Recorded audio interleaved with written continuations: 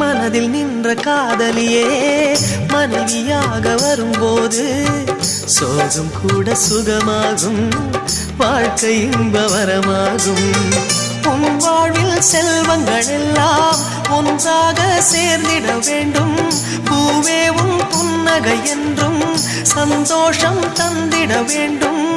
ஆசை காதல் கைகளில் சேர்ந்தால் வாழ்வே சொர்க்கம் ஆகுமே. ஆசை காதல் கைகளில் சேர்ந்தால் வாழ்வே சொர்க்கம் ஆகுமே.